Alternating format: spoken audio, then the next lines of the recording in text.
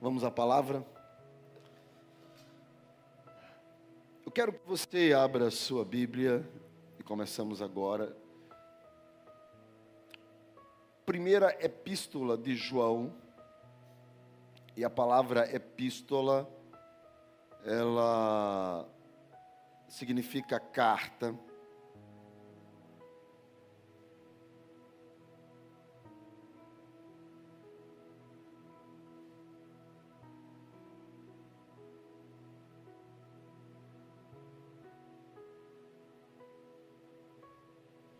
Significa carta. Primeira epístola de João, a palavra epístola, você pode talvez olhar na sua Bíblia, ela significa carta. Se fosse hoje, talvez seria primeiro e-mail de João. Um e-mail dirigido de alguém para alguém.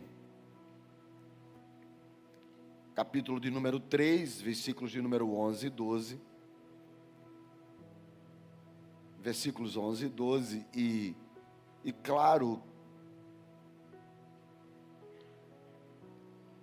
quem é o pai e a mãe dessa criança?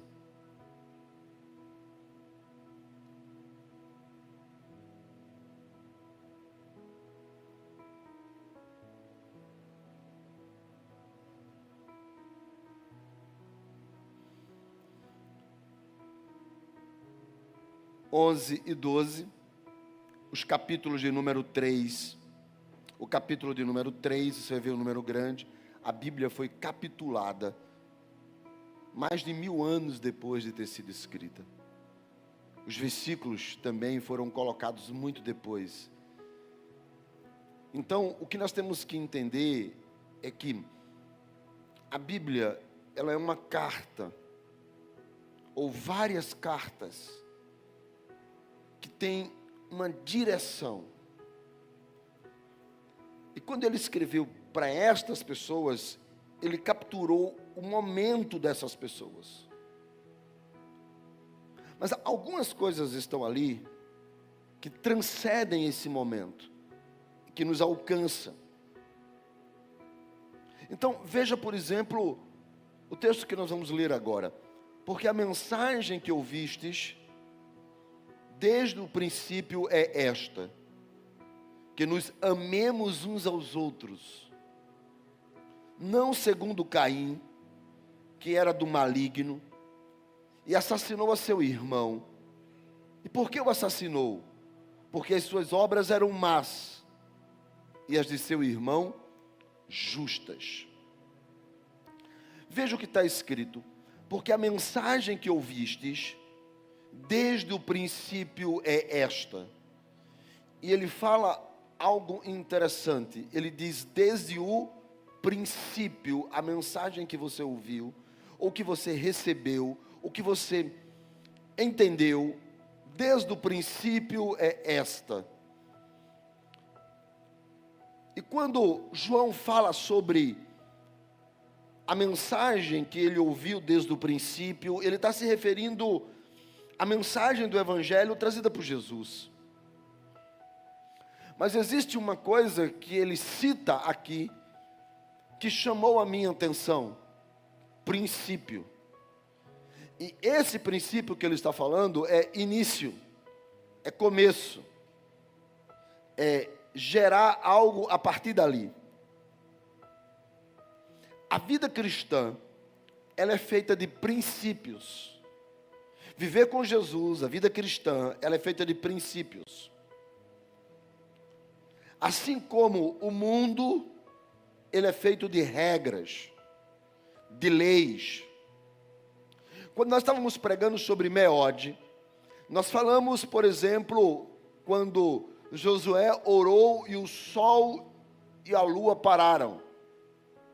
E nós falamos, por exemplo, de uma lei do universo, chamado rotação e translação, que você deu isso em sua aula, quando você estudava.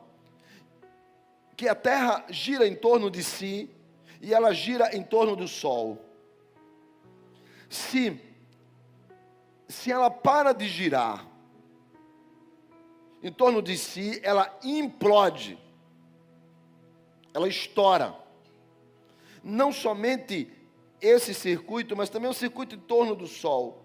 Isso são leis universais. Isso são leis da natureza.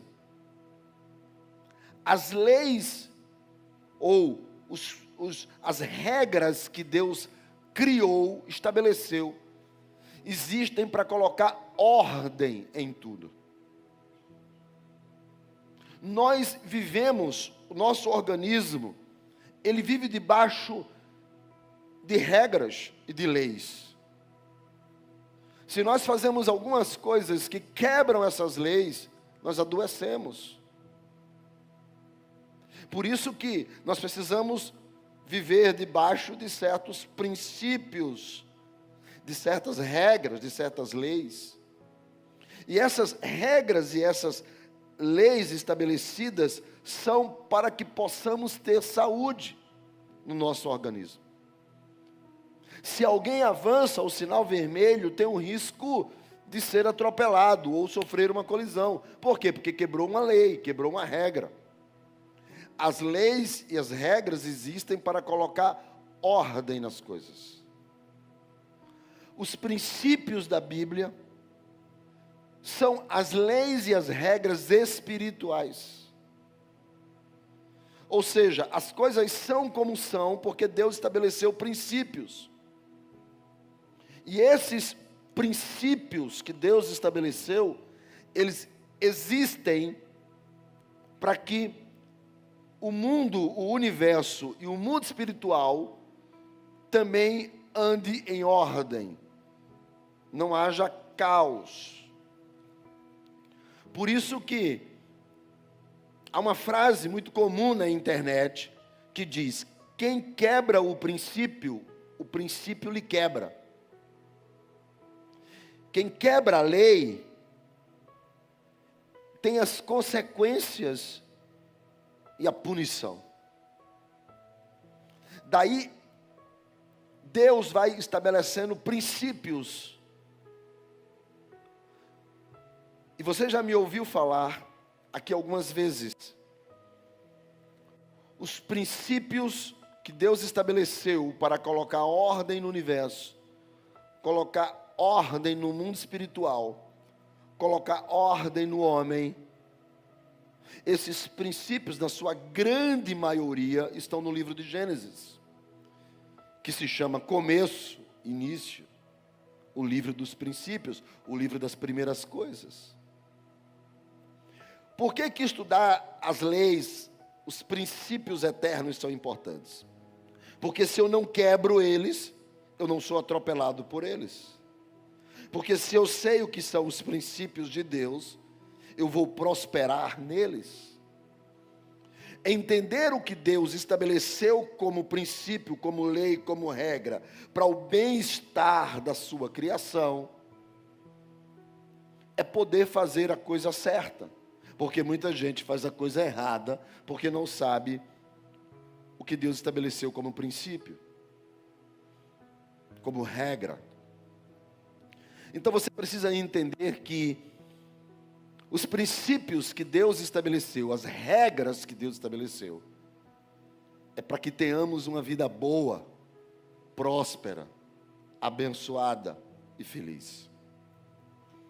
O livro de Gênesis, o livro do começo, há muitos princípios que Deus estabeleceu para estabelecer a ordem, e esses princípios nos ensinam muitas coisas. Preciso também te dizer que nos evangelhos, quando Jesus vem, Jesus também estabelece muitos princípios. No livro de Gênesis, nós temos o chamado princípio da primeira citação.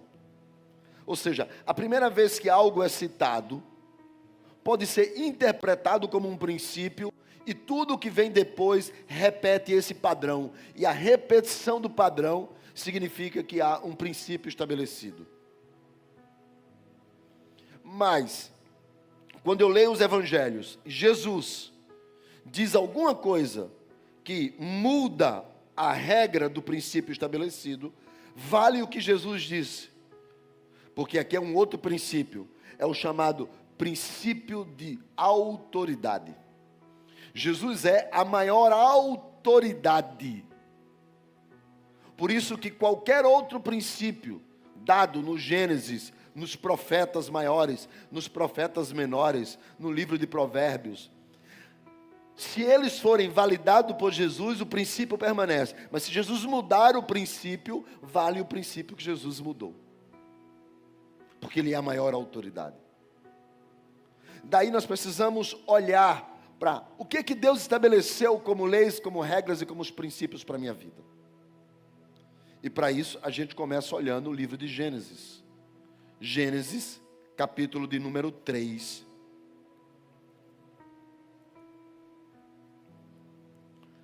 Os versículos 23 e 24 vão dizer assim: o Senhor Deus, por isso, o lançou fora do jardim do Éden, a fim de lavrar a terra que fora tomado ou formado. Expulso o homem, colocou querubins ao oriente do jardim do Éden e o refugir de uma espada que se revolvia para guardar o caminho da árvore da vida. O capítulo 3 de Gênesis, os últimos 2 versículos, termina com Deus colocando o homem para fora do jardim após ele ter pecado. Os primeiros capítulos de Gênesis, eles são cronológicos. Deus cria a terra e Ele estabelece leis, ordens, regras. Deus cria o Éden e pega o Éden e coloca na terra. O Éden é algo fora da terra. É um lugar espiritual plantado na terra. Assim como o Éden começa, e Deus esconde o Éden, que ninguém nunca mais achou, porque o Éden é um lugar espiritual. O livro de Apocalipse diz que quando Jesus voltar, levar a sua igreja, passar os 1000 anos, estabelecer o seu reino, um novo céu descerá. E as coisas que tem dentro desse céu, que governará a terra, esse mundo espiritual que está aqui, ele tem coisas que havia no Éden, como por exemplo, a árvore da vida.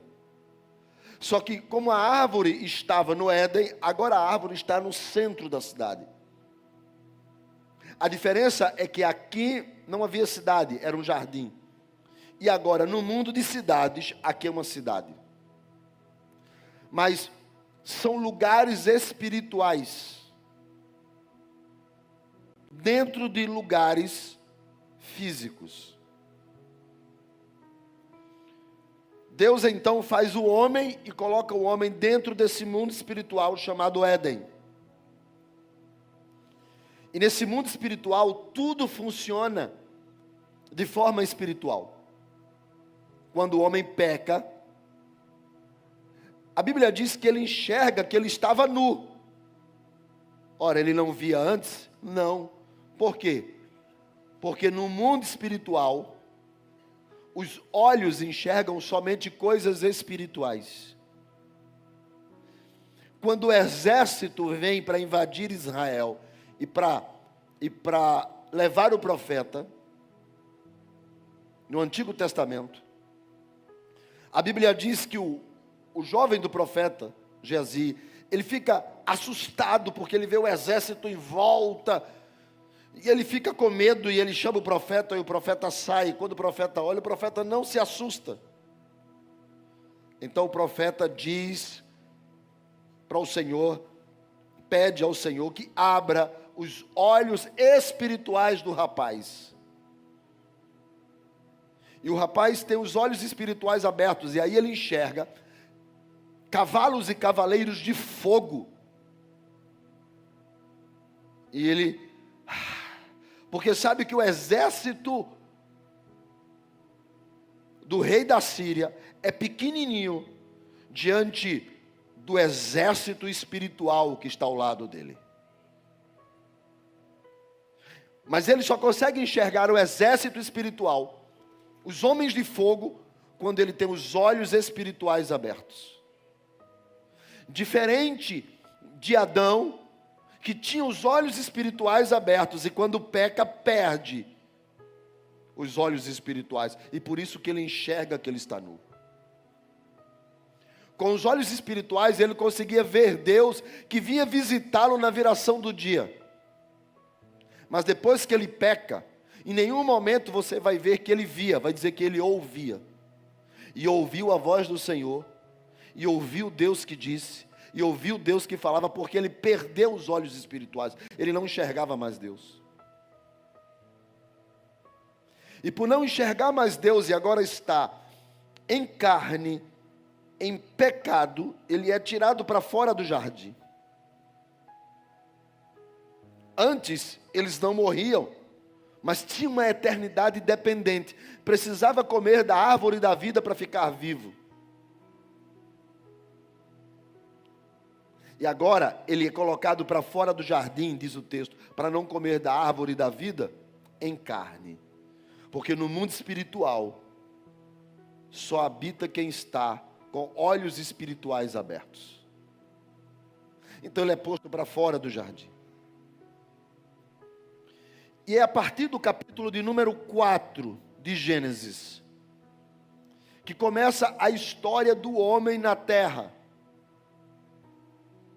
E é a partir de Gênesis capítulo 4, que muitos princípios de Deus são estabelecidos, para que este homem na terra viva bem. Muitas ordens são refeitas. Por quê? Porque a ordem que havia no jardim era muito simples. A ordem do jardim era: você não pode comer da árvore do bem e do mal, mas pode comer de tudo, inclusive da árvore da vida. E é exatamente essa ordem que o homem quebra. E sempre que alguém quebra um princípio, o princípio lhe quebra. Sempre que alguém quebra uma ordem, tem consequências. Sempre que alguém quebra uma regra,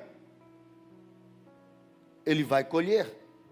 Então ele é tirado para fora do jardim e é posto na terra. Havia uma ordem de Deus para aquele casal. Algumas: não coma da árvore do bem e do mal, coma de tudo, lavre a terra, seja feliz e gere filhos. Havia uma ordem de Deus: povoe a terra, encha a terra, coloque o máximo de gente que você puder, tenha menino à vontade, mas faça muito menino. Por isso que às vezes eu suspeito que Adão e Eva eram nordestinos. Porque Deus diz: faça menina à vontade. E olha que naquela época não tinha nem Bolsa Família. Então, se tivesse, era que teria feito menino. Então essa é a ordem de Deus para eles. Eles têm que povoar a terra. Então, qual era a função de Eva? Gerar filhos, povoar a terra. Aí, ela é posta para fora do jardim. E ela pensa: será que eu perdi o propósito de Deus que Ele me deu lá no Éden? E Gênesis 4 diz assim: coabitou o homem com Eva, sua mulher. E Eva, a palavra significa mãe da humanidade, ou mãe de todos os seres humanos. Você vai ver isso em Gênesis 3:20. É a primeira vez que a mulher é chamada de Eva, é depois do pecado, mãe da humanidade. Coabitou o homem com Eva, sua mulher, e esta concebeu e deu à luz a Caim. Então disse ela: adquiri um varão, um homem, com o auxílio do meu Deus. Ela está feliz. Depois, o verso de número 2 diz: e deu à luz a Abel, seu irmão. E Abel foi pastor de ovelhas, e Caim foi lavrador. Aconteceu que no fim de uns tempos, trouxe Caim do fruto da terra uma oferta para o Senhor.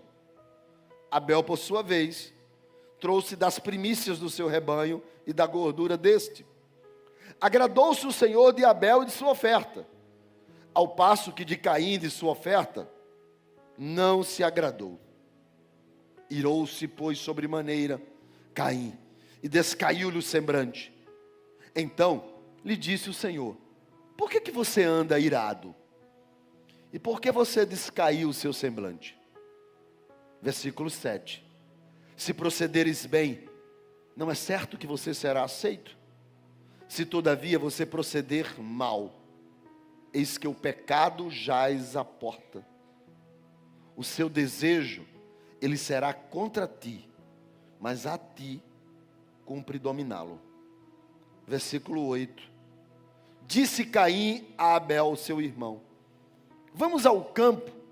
Estando eles no campo, sucedeu que se levantou Caim contra Abel, seu irmão, e o matou.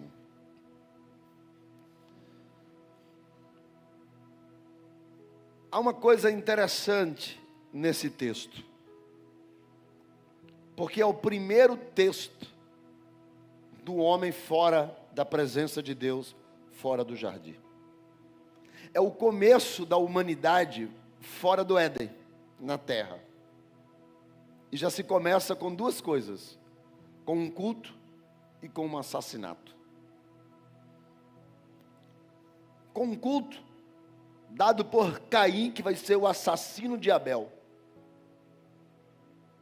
Um culto prestado por um homem que vai matar o seu irmão. Deus já está dizendo que num ambiente onde tem Abel, que Deus recebe a sua adoração e se agrada, também tem Caim. O ambiente não é somente de Abel, também é de Caim.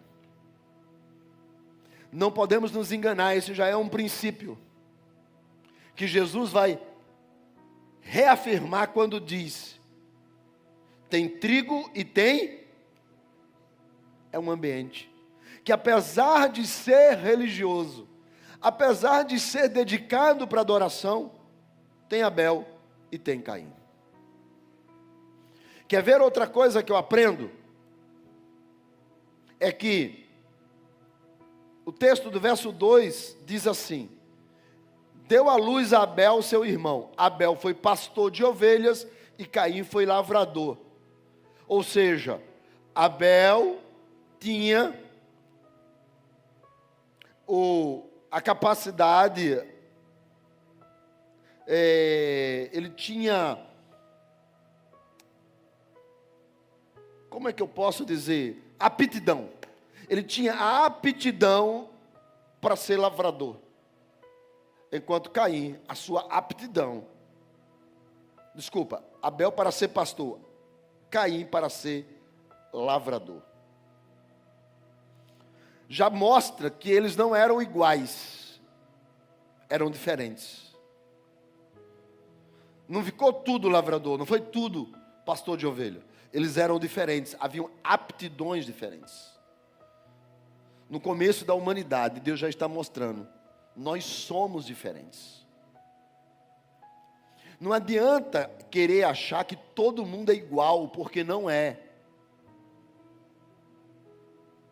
Existem pessoas, na sua grande maioria, que tentam enxergar o outro como se fosse ela. Mas ela é diferente do outro. Nós somos diferentes, irmãos. Nós somos diferentes. Quer ver uma coisa? Eu cheguei a procurar um médico. Por quê? Porque eu dormia 4 horas por noite.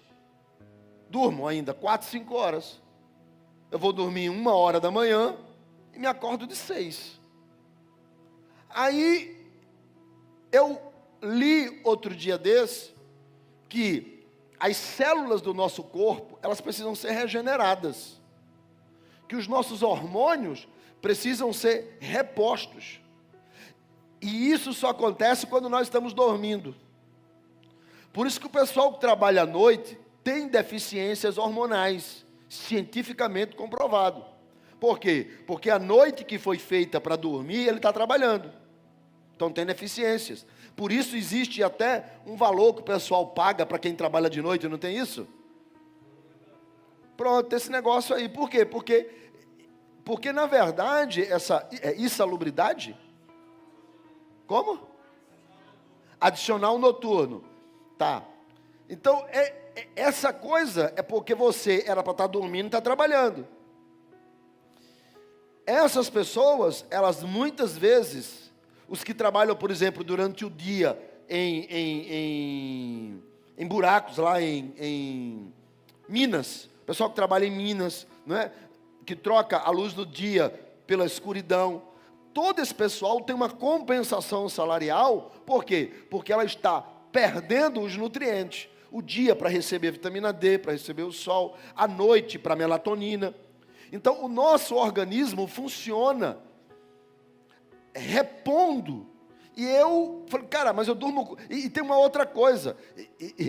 E alguns dos nossos hormônios e algumas das nossas regenerações celulares, elas só acontecem a partir da 8ª hora de sono. Aí eu falei, então eu estou ferrado, porque eu só durmo 4. E eu fiquei preocupado com isso. E eu fui para o médico. E o médico falou, não, está tudo normal. E eu fiquei assim, até que um dia eu vi uma médica dando uma palestra, e ela falou assim, olha, existe um pequeno grupo de 0, alguma coisa de pessoas na Terra, que com 4 horas de sono, todo o processo de regeneração funciona.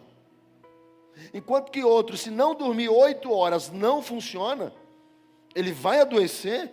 Tem gente que o processo regenerativo funciona somente com 4 horas de sono. Eu falei, pô, então sou eu. Porque 4 horas eu estou novo. Então, eu faço parte desse 0, alguma coisa. Fiquei mais satisfeito, mais feliz. Não é? Então, agora imagine, agora o que aconteceu? Durante muitos anos eu briguei com a minha esposa. Por quê? Porque o processo celular dela é a partir de 10 horas de sono. Mas eu lhe amo assim mesmo. Aí o que acontece? Quando nós nos casamos, eu descobri que ela dormia pra caramba. Dorme cedo. Por que ela dorme cedo? Porque para ela acordar cedo, ela tem que dormir muito cedo. Aí eu chegava para ela e dizia assim, amor, tu dorme demais. Por quê? Porque eu olhava para ela pela régua do meu sono. Tu dorme demais. Aí ela dizia assim, é os anticoncepcionais. Aí veio o menino, veio o Jonatas, ela engravidou de Jonatas. Aí eu dizia assim, amor, tu está dormindo muito. É a gestação. Aí eu dizia assim, amor, tu dorme muito, amor. Eu só durmo 4 horas, tu dorme 8. Quer dizer, na verdade 8 é uma pessoa normal. Mas porque eu media ela pela minha régua. Tu dorme muito, amor. Aí ela dizia assim, não, você está o dia todo trabalhando, eu estou cuidando do menino, de noite você não levanta, é eu que levanto. Não é para o menino, então tem que cuidar dele, então meu sono está descontrolado, tem que dormir mesmo. Aí o menino cresceu. Falei, amor, tu dorme muito, deixa eu dormir em paz. Se falar de novo a gente briga. Eu falei, não falo mais, estou falando agora na igreja. Então por quê? Porque a gente vive medindo os outros pela gente. Então Deus começa mostrando assim, Abel é pastor de ovelhas, Caim é lavrador. As pessoas são diferentes. E a gente às vezes não entende isso. E a gente quer que o marido seja igual a gente quer que a esposa seja igual a gente quer que os filhos sejam igual a gente. E ninguém é igual a ninguém. Deus deixou muito claro, um nasceu para isso, o outro nasceu para isso. Isso é princípio. Por isso que a primeira coisa que você tem que fazer para entender os outros é que eles não são iguais a você. E que você não é igual a eles. Então não queira colocar uma régua só para todo mundo. Quem está entendendo, diga amém. Agora, existem coisas que precisam ser mudadas, é diferente. Eu me lembro que uma vez eu falando com uma pessoa, e a pessoa estava fazendo algo que não era legal. E eu falei, você precisa mudar. E a pessoa disse para mim, mas eu sou assim. Aí eu falei, exatamente. Só que o fato de você ser assim, incomoda os outros. O fato de você ser assim, prejudica você. O fato de você ser assim, destrói os que estão em volta. O fato de você ser assim, faz você não permanecer nos lugares que você deveria permanecer. Então não significa dizer que porque você está errado, vai permanecer errado. Mudança é necessária. A gente precisa melhorar, a gente precisa mudar. Então são coisas diferentes. O fato é que eu não sou igual a esse, mas significa dizer que se eu estou errado, eu não tenho que andar errado. Quem está entendendo, diga amém. E aí Abel e Caim vão para uma igreja, prestar um culto. Quando chega lá na igreja, um leva uma oferta, o outro leva uma primícia, que é uma oferta.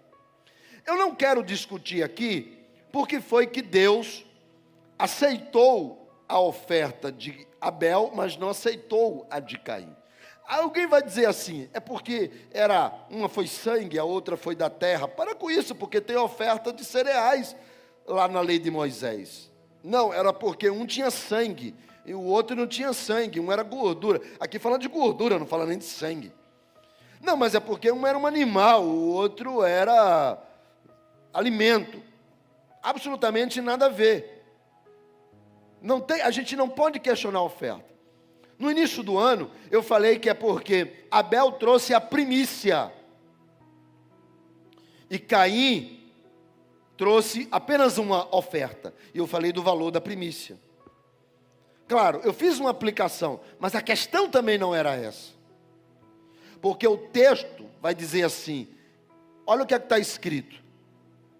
Deus, verso de número 4, agradou-se de Abel e de sua oferta. Verso de número 5, ao passo que de Caim e de sua oferta não se agradou.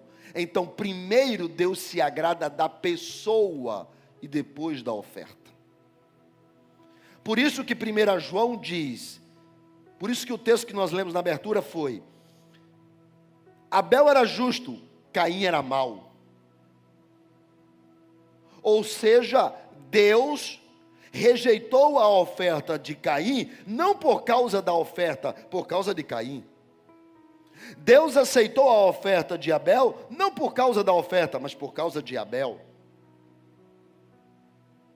Ou seja, a questão não está que eu faço aqui na igreja, eu faço. Você pode fazer 1000 vezes. A questão é onde seu coração está. Porque às vezes você pode fazer,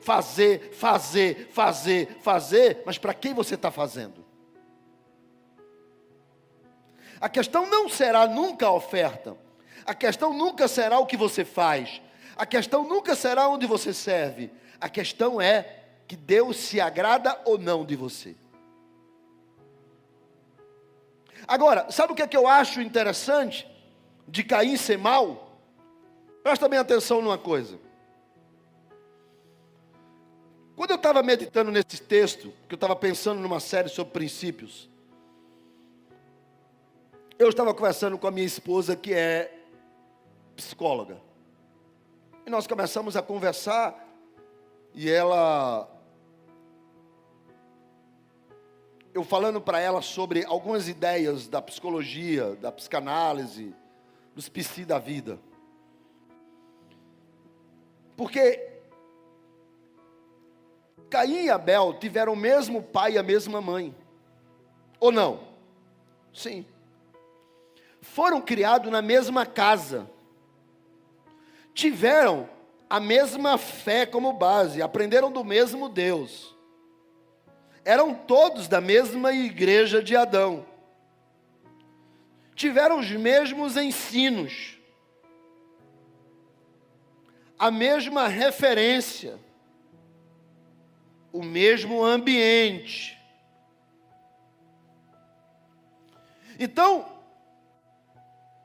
o papo de que o homem é produto do meio, que muita gente está se escondendo atrás disso, do que o determinismo geográfico, que é a teoria de um geógrafo alemão, um antropo da geografia, que em 1880, mais ou menos, disse, olha, o homem é produto do meio, o exterior governa o homem. Essa relação social, inclusive, Rousseau vai dizer que o homem nasce bom, mas a sociedade o corrompe. E tem muita gente se escondendo atrás disso.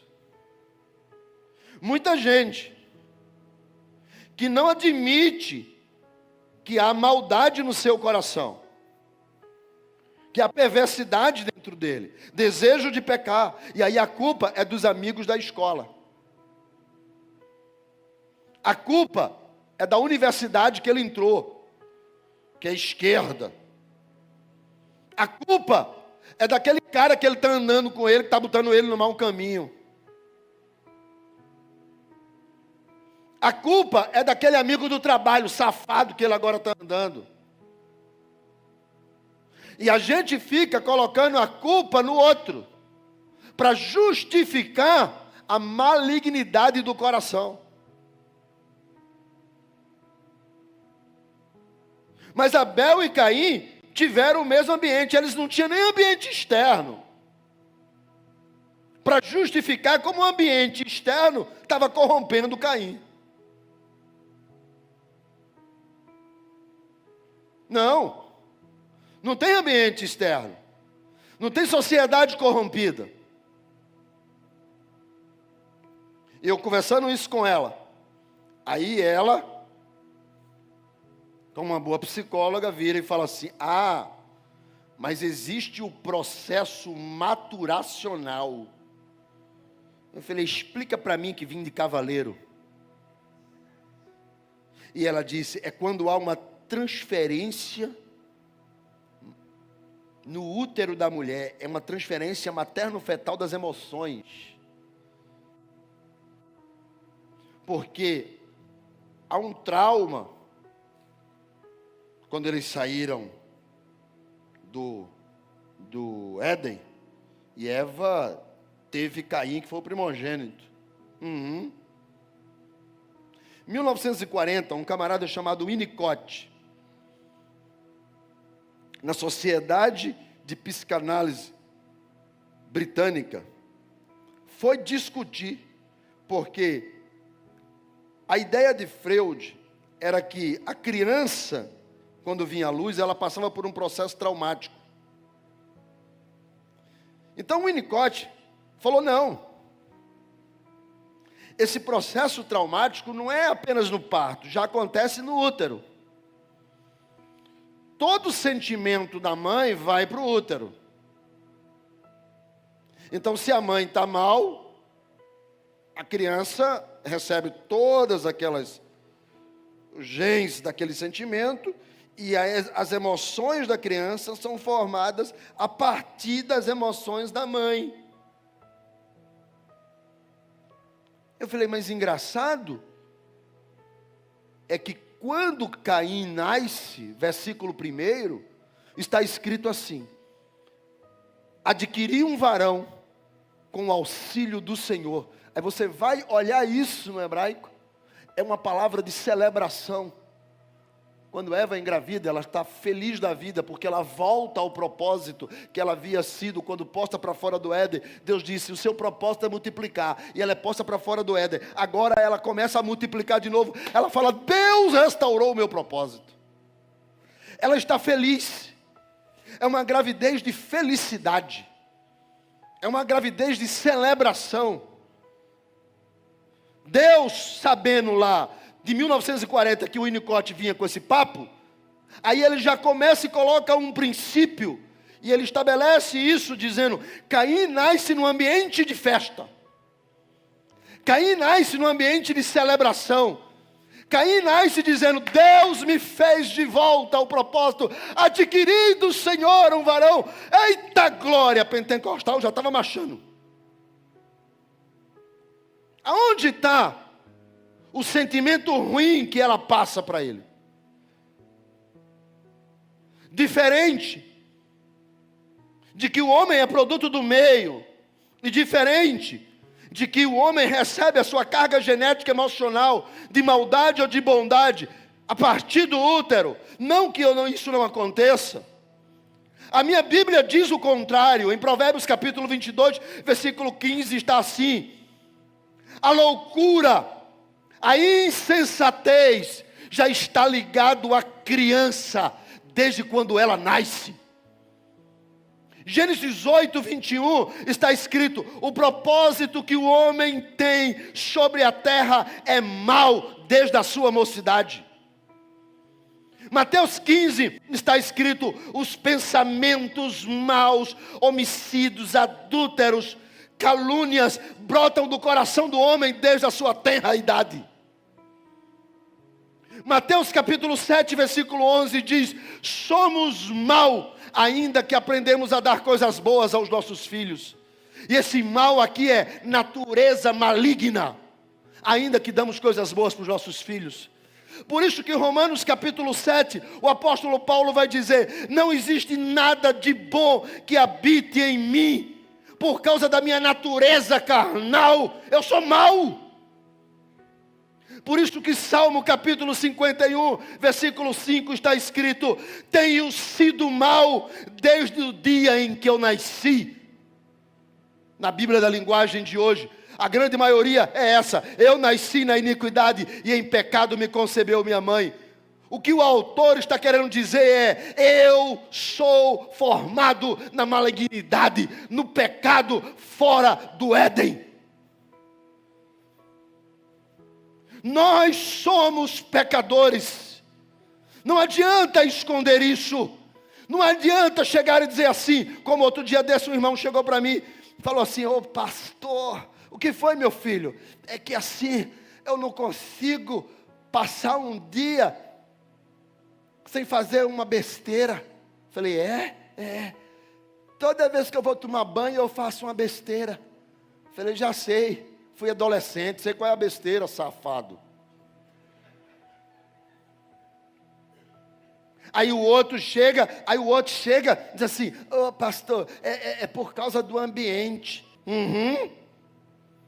Sei, é o ambiente.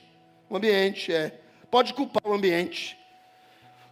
Outro dia desse, uma pessoa num gabinete falou comigo, falou assim: pastor, deixa eu falar uma coisa para o senhor, eu não consigo ser fiel à minha esposa. Consegue não, meu filho? Consigo não, porque eu tenho compulsão sexual. Aí eu falei: eu tô com um psicólogo, e o psicólogo disse para mim que isso é uma compulsão instintiva, não sei o quê. Eu digo: vai para o inferno tu e o psicólogo.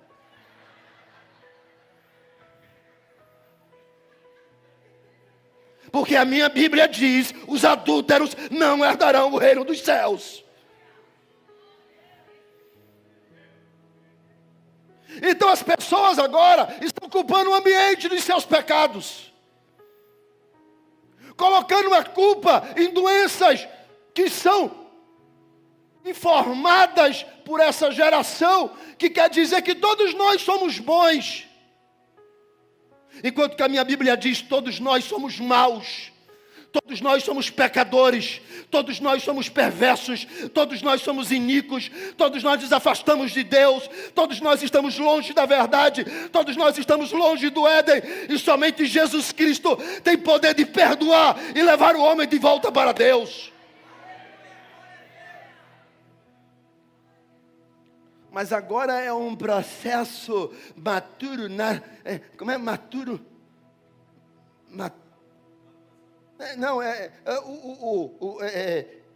Maturo nacional, sei lá. Até esqueci agora, Leonor.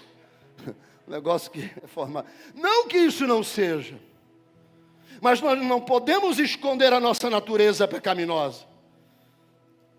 1 João 3 deixa muito claro: Deus rejeita Abel, porque Abel era mau, porque Caim, Deus rejeita Caim, porque Caim era mau, porque Caim era maligno, porque Caim tinha o seu coração já determinado à maldade. E isso não foi não, pastor, ele nasceu assim e Abel também nasceu assim. Porque todos nascemos distantes de Deus, porque aqui é a geração que nasce depois do pecado.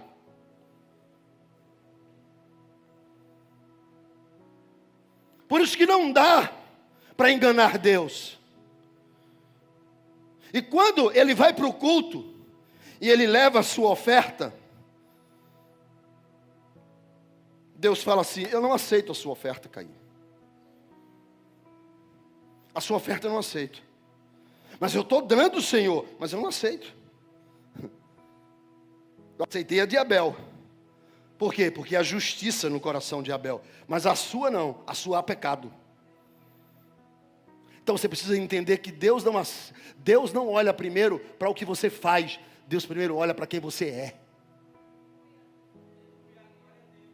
Deus olha para o teu desejo de acertar, não pelo teu desejo de pecar.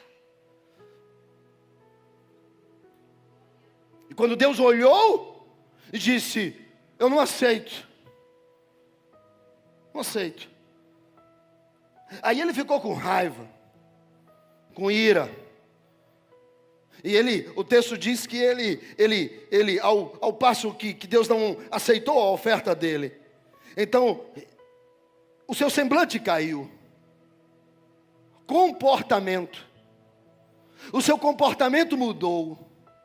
Quando ele foi confrontado com a verdade. Sentimento de inveja, de ira. Porque era isso que o seu coração abrigava. Então ele diz assim: irou-se, ficou com raiva, e o seu semblante descaiu. A Bíblia diz que quando o nosso coração está alegre, o nosso rosto formoseia. A Bíblia diz que de tudo que eu tenho que guardar, eu tenho que guardar o meu coração, que é o meu centro de emoções, de desejos, de vontade. Quando a Bíblia fala de coração, não está falando daquele músculo, fala de desejos, de vontade, de querer. Ele diz: guarda isso, protege esse teu sentimento, esse teu desejo, essa tua vontade, brinda ela. Mas só que Caim não brindou, e ele irou-se. Então no versículo de número 6, Deus faz uma pergunta para ele: por que você se comporta dessa forma? Anda. Por que você anda? Por que você se comporta desse jeito? Por que você está com essa cara? Por que você reage dessa maneira? Aí Deus vai dizer o que é a chave de todo o texto, versículo de número 7. Se procederes bem, se agires corretamente, não é certo que serás abençoado? Aceito, Macários, próspero. Se agires, olha o que aqui diz o texto: se procederes bem, se agires da forma correta, conforme a minha direção, não é correto que tudo vai dar certo?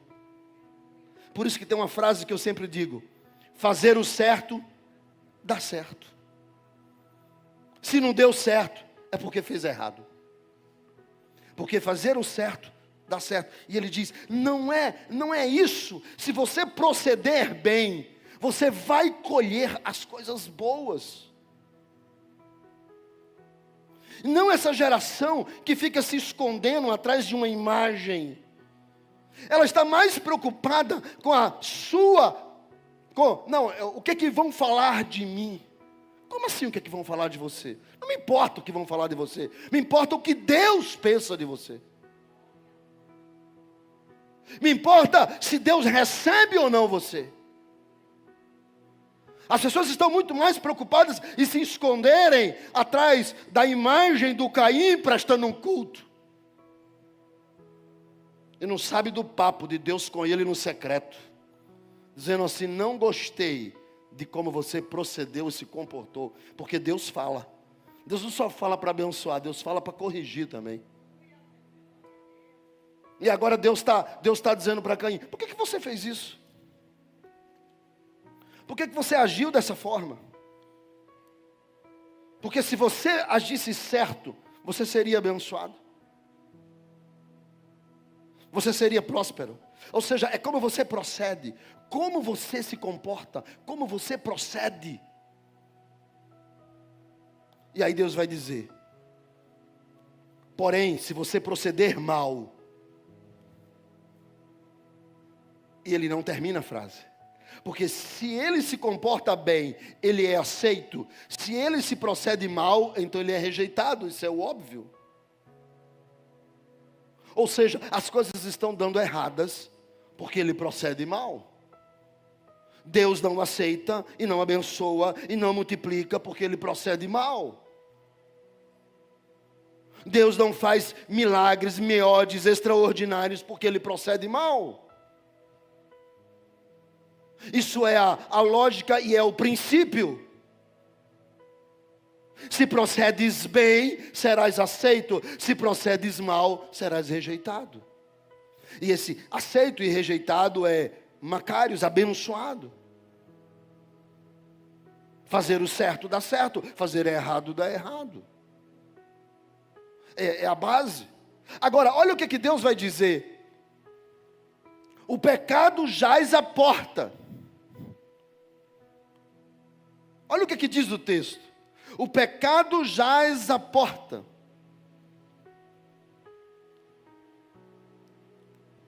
Tu tira aqui. O pecado jaz à porta.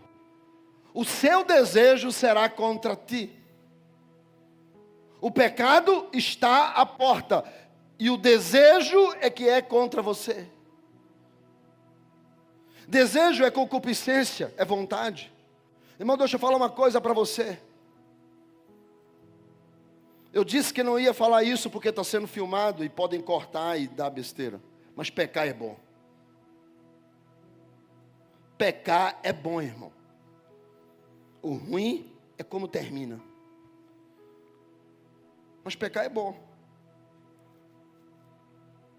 Por exemplo, a Igreja Católica inventou aí o pecado da glutonaria, que é comer. Mas comer é bom demais. A questão é quando você perde o limite, que é o pecado. Então comer é bom. Aí vem o limite. Quando você ultrapassa o limite. O pessoal tem a mania de dizer aí, atrás do trio elétrico só não vai quem já morreu, não é isso? Hã? Tu lembra? Os crentes gostam tanto disso que fizeram o trio elétrico gospel. Para entrar na onda. Porque pular é bom. Irmão, tudo o que é ruim, ou é imoral, ou é ilegal, já dizia o grande profeta Roberto Carlos. Pecar é bom. E aí vem o desejo. E Deus está dizendo para Caim, deixa eu te dizer uma coisa, o pecado, a amartia, errar o alvo, sair da direção, perder o sentido, ir na direção errada, está na porta de todo mundo. Porque você não está mais no Éden, você está agora no ambiente dele, aonde ele rodeia, passeia por toda a terra. E o pecado está batendo na sua porta, dizendo, fala mal, pega o que não é teu, avança o sinal, critica, calunia, rouba, mente, engana, transa. Vai lá, faz isso daí. O pecado está na tua porta. E Deus diz, e há um desejo dentro de você. Há um desejo da carne. E esse desejo é contra você. Porque apesar de ser um desejo, ele quer te destruir. É o que o texto está dizendo. Então, cabe a você dominá-lo. Não coloque a culpa em Deus. Não, pastor, é porque foi a necessidade. Não coloque a culpa na necessidade. Não, pastor, foi o momento. Não coloque a culpa no momento. Não, pastor, foi porque meu amigo. Não coloque a culpa no amigo. Não, pastor, porque o psicólogo falou que eu tenho que botar para fora. Não coloque a culpa no psicólogo, seu safado.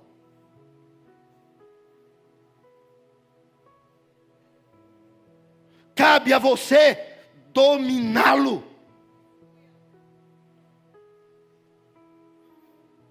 Davi era um homem segundo o coração de Deus, mas caiu.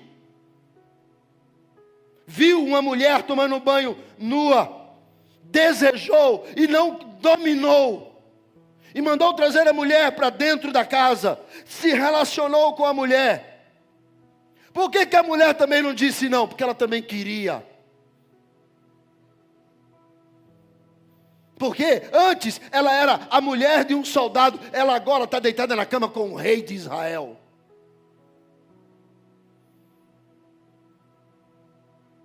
Porque o texto não diz que ela foi levada logo para a cama, ela foi levada e jantou com ele naquela noite.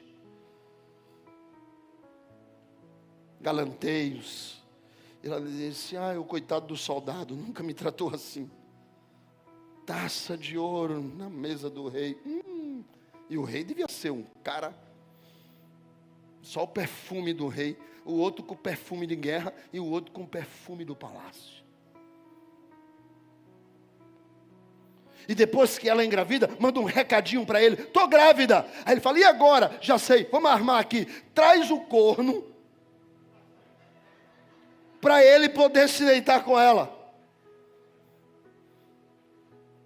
Só que o corno era mais leal do que Davi. E ele disse, como eu posso deixar os meus amigos na guerra e eu vim ter prazer com a minha mulher? Eu sou um homem, e para ser homem eu tenho que voltar para lá. E dormiu na rua, até que no outro dia, Davi disse, esse cara é difícil. Não, era correto. Leal a Davi. E Davi depois mandou matar o seu amigo. Porque um pecado sempre vai chamar um outro pecado. A Bíblia não manda você esconder. A Bíblia diz, aquele que confessa e deixa é quem alcança misericórdia.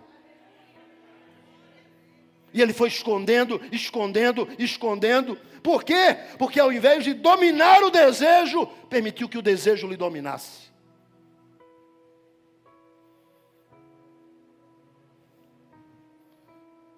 Deus está dizendo para Caim, você poderia ter dominado o seu desejo. Mas sabe o que é que Caim faz? Ele fica com mais raiva depois que Deus diz para ele que ele está errado. E ele chama seu irmão, vai para o campo, se levanta contra ele e mata Abel. E a Bíblia vai dizer que Deus procura ele e diz para ele, Caim, cadê o teu irmão? Ele disse para Deus, por acaso sou eu o guardador do meu irmão? Sim, Caim. Todos nós somos responsáveis uns pelos outros. Todos nós temos o princípio da mutualidade. Ninguém aqui é dono de si. A gente não está aqui para ajudar o outro. Cadê o teu irmão? E aí ele sabia que a resposta era, matei o meu irmão. Deus então disse para ele, ok, Caim, então é o seguinte, maldito agora será a terra, porque a voz de sangue do teu irmão está clamando a mim. E aonde você habita vai ser amaldiçoado por sua causa. Aí Caim diz para Deus, é muito pesado isso. Eu vou embora, eu vou sair da tua presença, eu vou sair desse lugar. Porque é assim que as pessoas fazem quando elas pecam. Elas fogem, elas saem de onde elas nasceram. E o pecado de Caim estava gritando diante de Deus. Ao invés de ele admitir a culpa, ele prefere continuar negando a culpa. E Deus diz: você acha que eu não sei o que você fez no verão passado? Assisti o filme. E você está em pecado. Mas ele não admitiu. Em nenhum momento no texto ele admite. Então ele diz assim: mas se eu for para lá, longe da tua presença, me matarão. Deus diz: mas eu não quero que você morra. Eu vou colocar um sinal em você, para que ninguém lhe mate. Porque eu não quero que você morra. Eu quero que você pene com a sua consciência. Porque para onde você for, você vai levar o pecado com você. Para onde você for, você vai levar a besteira que você fez. Para onde você for, você vai levar a injustiça. Não adianta se esconder de Deus, mas também não adianta se esconder da sua consciência. Ela vai lhe perturbar. E você vai adoecer. Porque Davi disse: enquanto calei, os meus ossos apodreceram. Até que eu abri o meu coração e Deus me perdoou. Deus disse: ossos vão apodrecer, a sua consciência vai lhe carregar. Eu não quero que ninguém lhe mate. Morte para você é pouco. Eu quero que você sofra com o pecado que você fez. Por quê? Porque você teria a chance de dizer não, mas permitiu que o desejo lhe controlasse. E não coloque a culpa no cordão umbilical de Eva, muito menos no ambiente da casa de Adão, porque Abel não agiu como você. E o texto diz que Caim foge. O texto diz que Caim vai embora. O texto diz: retirou-se Caim da presença do Senhor e habitou na terra ao oriente do Éden. Oriente é distante do Éden, à frente do Éden, para longe do Éden. O verso de número 17 vai dizer que Caim se casa com a mulher. Deixa eu aproveitar e dizer isso para você aqui, porque muita gente já me fez essa pergunta: pastor, com quem Caim casou? Irmão, existem coisas que são tão simples, mas o povo complica. Eu já vi gente dizer que Caim casou com extraterrestre. Eu já vi gente dizer que Caim casou-se com uma criação superior ou uma criação inferior. Eu já vi gente dizer que Caim casou-se com não sei quem, que Caim casou-se com quem. Irmãos, deixa eu te contar uma coisa. Deus disse para Eva assim: faça menino para encher a terra. Israel, 70 pessoas entraram no Egito. 400 anos depois, só de homem prontos para a guerra, a Bíblia diz 611 mil. Era mais ou menos 2,5 milhões de pessoas em 400 anos. 70 gerou mais de 2 milhões de pessoas em 400 anos. Agora, você acha que Deus fez Eva e Adão hoje e eles caíram amanhã? Não, levou tempo. Sei lá, no tempo do homem, 1000 anos, 2.000 anos, 3.000 anos, 4.000 anos, porque dentro do Éden o tempo não contava. Como na eternidade o tempo não conta. Não é cronos, é kairos, é um tempo que não tem marcação. Então, Adão e Eva estão fazendo menino e botando para fora, fazendo menino. Se o Éden é um lugar espiritual e a ordem era encha e povoa a terra, então ele fazia menino, o menino saía e ia para a terra. Caim pode ter casado com a sua irmã? Pode. Com a sua sobrinha? Pode. Com a sua neta? Pode. Com a neta de Adão? Pode. Com a neta, com a bisneta, com a tataraneta, tataraneta. A gente sabe é que os filhos povoavam a terra e ele chega no lugar e se casa. Ponto. Por que eu, ao invés de estar preocupado com quem Caim casou, eu não me preocupo por que ele fugiu? Por que que ele saiu da presença de Deus? Por que que ele foi para fora do paraíso? Por que que ele foi para fora do Éden? Para longe, para o oriente do Éden? Por que que ele decidiu sair da presença de Deus? Ele poderia ter ficado lá. Ele poderia ter dito: Senhor, enche a minha vida, enche meu coração, me perdoa por tudo que eu fiz. Me perdoa porque essa natureza é má. Me perdoa porque o desejo me domina. Me perdoa. E ao invés de encher o meu coração com ira, com ódio, com vontade, enche o meu coração com a tua presença. Quebra o vaso que aqui está e faz um vaso novo.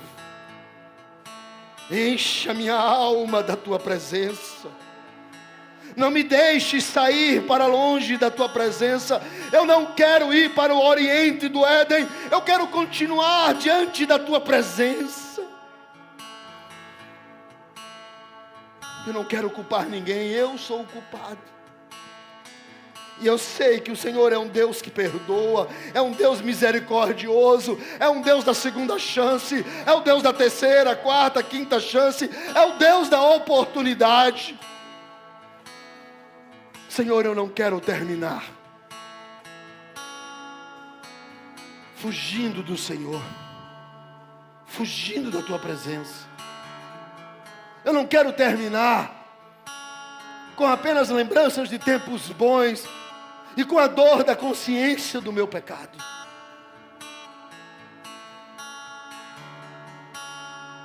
Liberta-me de mim. Liberta-me de mim. Eu sou o culpado. Eu não sou perfeito. Liberta-me de mim mesmo. Fique de pé.